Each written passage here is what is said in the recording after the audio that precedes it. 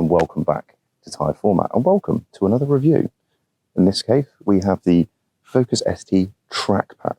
Now, I've been very excited to try this.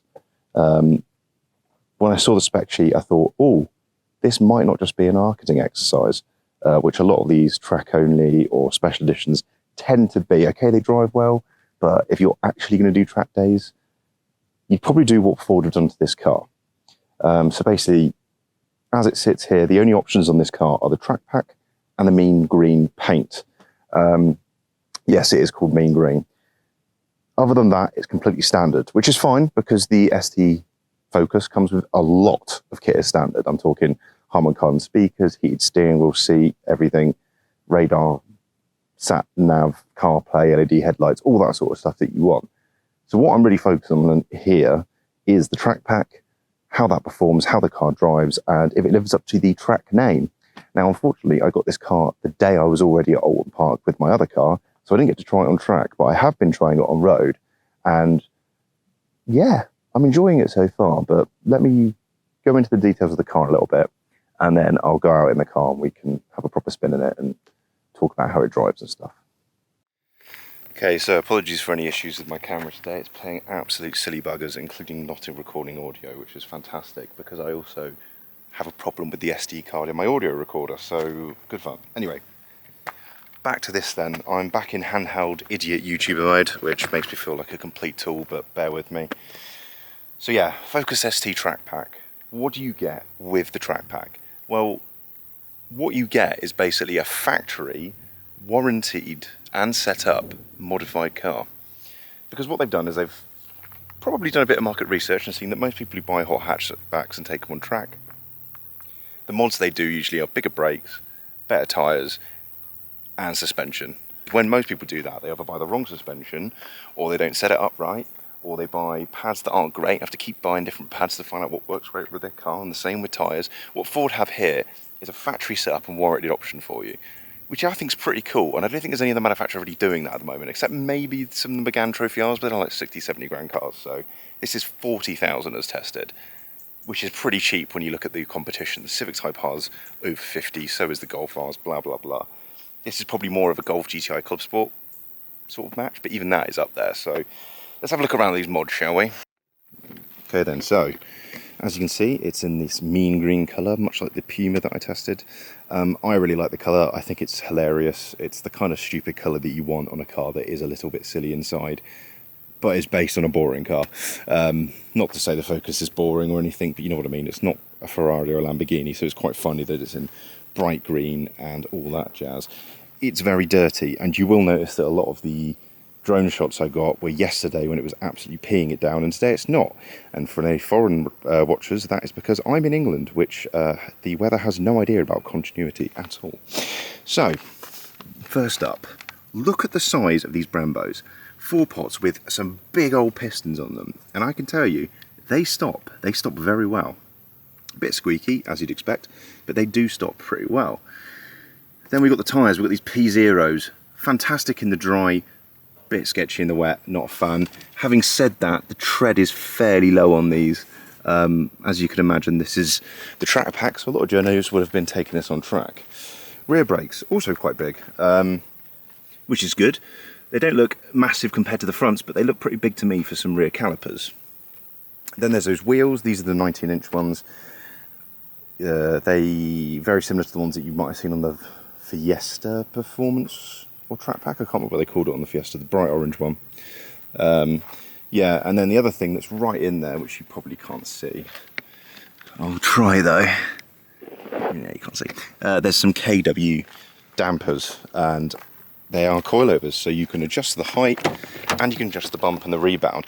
And what's really cool, I thought,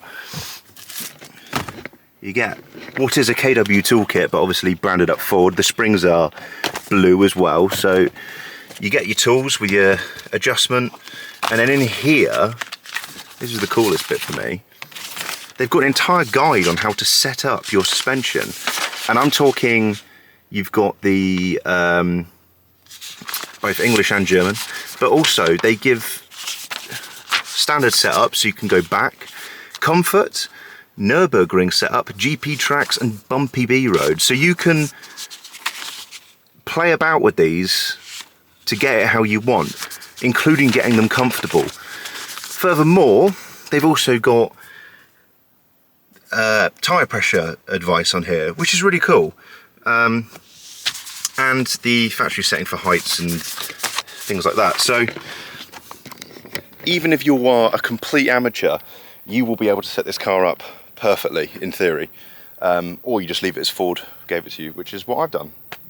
So yeah, as I say, the main thing that I see happen with people who make track cars is they can throw loads of money at parts at it, but the setup isn't right. The setup is really where the skill is. It takes a lot of time and effort and driving and hours behind the wheel on track, which is expensive. So the fact that Ford have done it for you and it's warranted, that is bloody brilliant in my book. And that's kind of what fast forwards have always been about. They've been about performance for the people, I think, is what people often say. Yeah, I'm deeply impressed with that Ford. Good work. So then let's have a look around the interior. It's a little bit dirty because I've been using it. I'm doing a review. I need to use it. Sorry, guys. As you can see, these 4 performance seats, which were also in the Puma.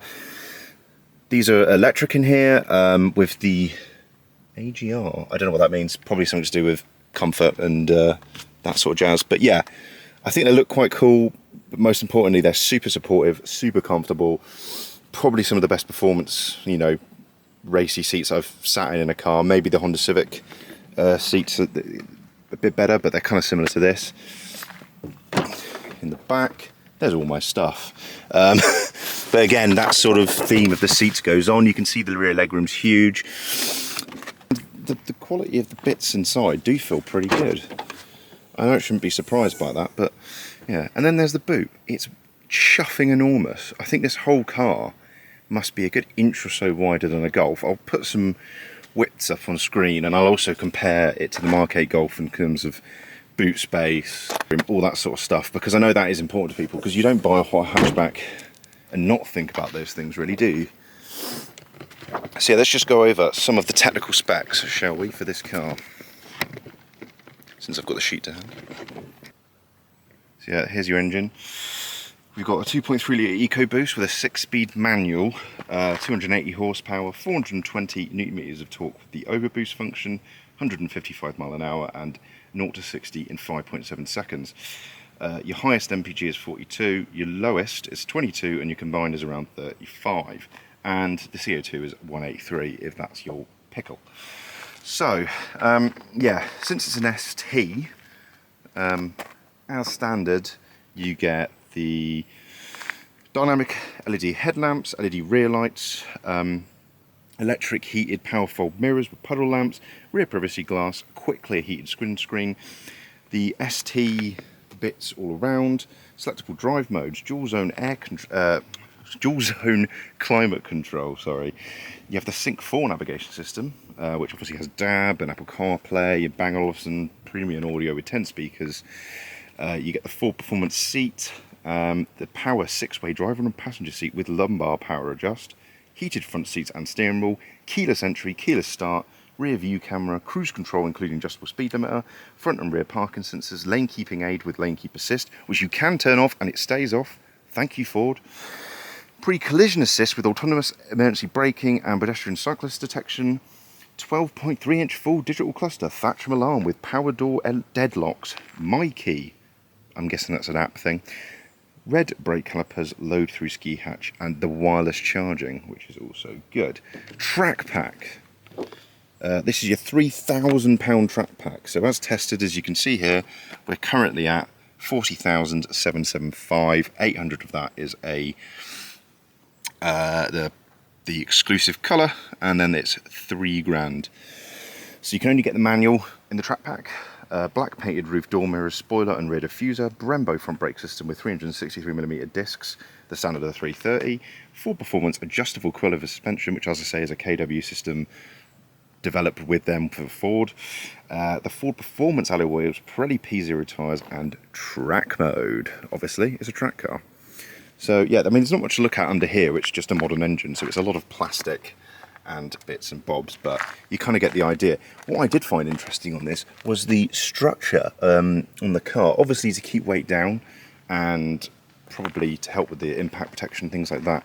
look at the inner wing, it's just like a bar. It's almost like a tubular chassis at the front here, which I thought was quite interesting. You've still got obviously the chassis leg, but you've got that there, which is, I haven't seen that on a car actually. And you can see all down in the inner wing and all the stuff that's living in there, which I thought was quite cool. It's an interesting little bit of engineering there.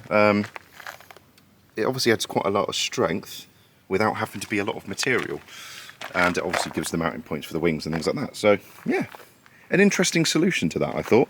I wonder if that's also in the, it must be in the Cougar as well, the bigger SUVs, but yeah, cool, basically. Bit random maybe. Wow, there's a lot of flies on my car. So yeah, you get the full performance plaques on here as well, and I think the carbon trimmy stuff there, which isn't carbon. And much like the Puma again, you've got ST badges, you've got performance things all over it to let everyone know that you have got the ST and you are a complete Asbo. Speaking of which, there's the exhaust. You've got crackle and pops on there.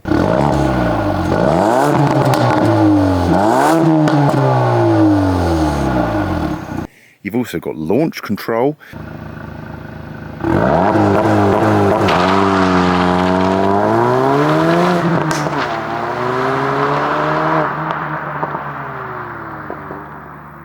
And yeah, you've got the track mode and everything else as well, so you can be a bit of a lout in this, but you know, you kind of want that in a track car. But being a hot hatch, it also has to do, in my book, everything else well as well. I'll give it some leeway, being the track pack, that it's not going to be as comfortable, but we'll see. Let's get out on the road and have a look.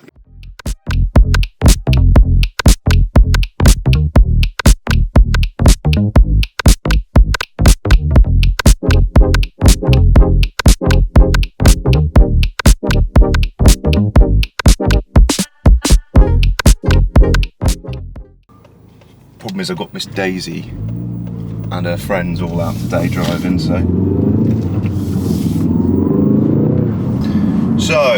what's it like to drive then? Well, being the track pack and the fact that it comes with those KWs, it's a bit stiff, I'll admit, but the clue's in the name really. It's a track pack. It's not a SE or a comfort model. Having said that, the damping on these KWs is really good. It's not uncomfortable by a long shot, and more importantly, it can handle the big undulations, surface changes in the road and things like that. One thing that is quite disappointing is these P0 tyres. In the dry they're excellent, truly really good tyres, but in the wet they're a bit sketchy. They haven't got much grip, which is never a good start, but also I don't really have much confidence in them. I can't really feel them through the wheel in the wet, which is strange because in the dry they have excellent feel and grip. Speaking of the steering feel, it feels very assisted, very, very direct, very little turns to get the car pointing where you want it, and then of course you've got the diff gripping you around those corners as well. I don't mind the assistance on this actually. I think it feels quite good. It's a good weight. Every new car's quite assisted anyway, so you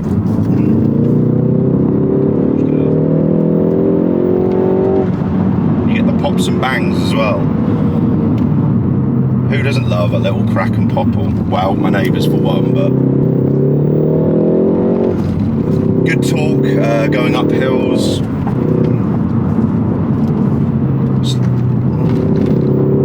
Love the way this thing sticks, and you have so much confidence in it as well. And I just think, imagine if this had tyres I actually liked on it. But like I say, it's a dry day today, so holy cow, I'm going a bit quicker than I should be.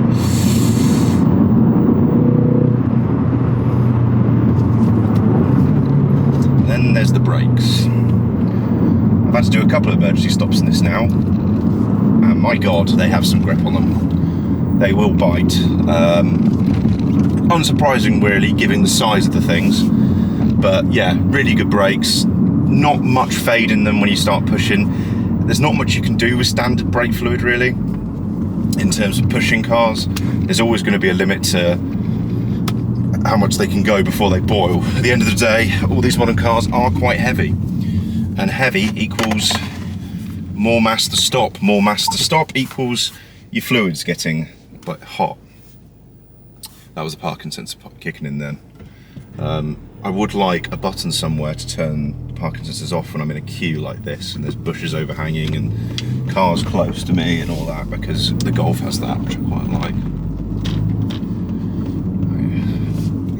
Right, I'm just going through a local village now, and then you can join me back when I'm on one of my favourite roads. Right, back on one of my favourite roads now. Sorry, just had to overtake some. I'm a jar, but those pops are quite funny, especially when you're on it. Adds to a bit more of the feel. It is only a 2.34 pop. It's not the most exciting sounding engine, but it pulls really well. And with the crackles and pops, it is good fun. They're only on if you're in sport or track mode, I've noticed. Normal mode doesn't do it, so if you want to be a bit more sensible, you can always leave it in normal. Gearbox is nice and tight actually. It's very similar feeling to the Golf's. It's got a nice shift to it, not too floppy, not too hard. Love an innuendo, mate. Good compression here. Just test. Yeah, it's good. It's good. Good over the jumps as well. Not that I should be jumping there. What's impressive is the adjustability though. I mean, I can lift off and get the back end to kick round quite easy. Just going to back off behind this world's slowest Audi A8. I don't know what it is around here this time of year. It's probably the tourists. There's so many people driving this road biblically slow, and it's painful because it's such a good flowing road. Yeah, it's just got so much grip on it. I'll back right off so I can give this set of corners a good run.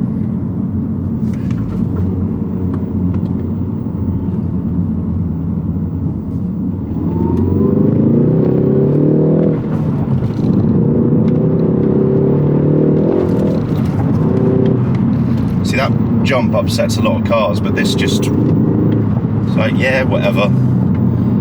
I've always said it, this is why money should be spent more on dampers in a lot of these cars, because when the damping's this good, it just sort of masks a lot of sins, I think, especially even when the tyres in this in the wet are dreadful. You do appreciate the fact that you can ride all these bumps and dips and crests and jumps and not feel like the car's getting unsettled. And like I say, that mid-corner sort of adjustability is quite addictive. You can really fire this in somewhere like an absolute moron and be pretty confident that even halfway through you can just lift off and let it swing round if you need to scrub some speed off.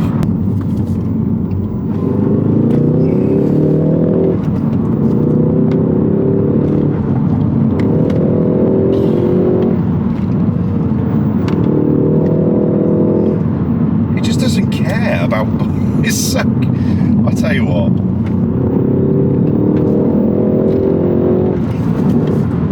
I do think this Focus is a bloody bargain. It's got such impressive steering and damping and brakes and everything. I mean, okay, I haven't driven the new Type R Civic and I'm sure it's fantastic, but it's over 50 grand. They are still unobtainium even for dealers. Just get one of these. It's great. And like I say, it's all about the damping, and these KWs are amazing, and they're adjustable, of course. Fair fucking play, Ford. Fair fucking play.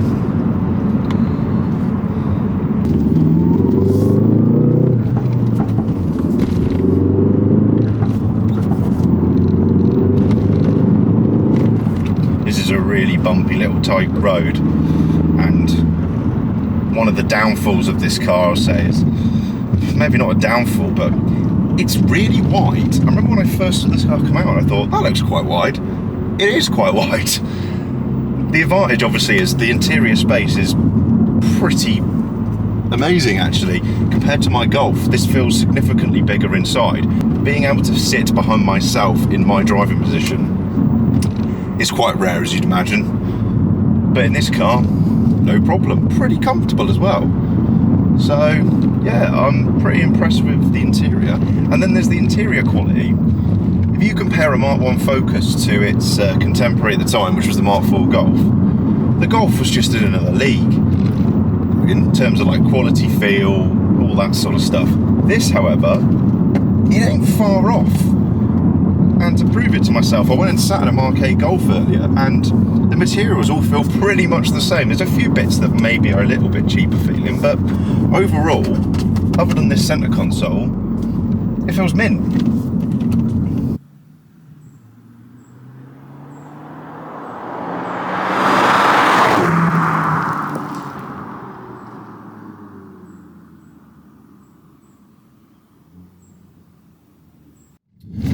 Right, so I guess now's as good a time as any to do a summary on this vehicle. By the way, the reason I look a bit sweaty and stuff is I've been up my unit working on cars, so bear with me. So to me, a hot hatch has to tick a few boxes. It has to be fun, tick. It starts to be a hatchback and practical, tick. And it has to be somewhat affordable. That's up for you to argue in the comments, I think. But I will encourage you to look at some of its alternatives and their pricing, because this is cheap. And remember, that Puma I tested, as tested, was 36,000. I mean, for an extra £4 you're getting not just a better car to drive, but a much bigger one. Okay, it's not a fashionable SUV, but it's that big in here. Yeah, it does sort of raise the question a bit more as why people go for those SUV things. I just don't get it. And like I said on the review for that, I didn't really know who that car was for, whereas this has a clear market. It's got several really, but for me it's the track enthusiast who just wants a turnkey solution to a daily that you can also track day. Because you can daily this. And yes, it might be a bit stiff, but as you can see, as I showed you earlier in the pamphlet for the dampers, you can put them in a comfort setting. You don't have to live with a bumpy ride, and then you just turn it down when you get to the track. So yeah, I have to say, I've got to do a written review as well for GT Spirit, and it's going to be a 5 out of 5. I think Ford have knocked it out of the park with this one. They've very quietly made the car that a lot of us enthusiasts want. They made the whole hatchback a lot of us enthusiasts want.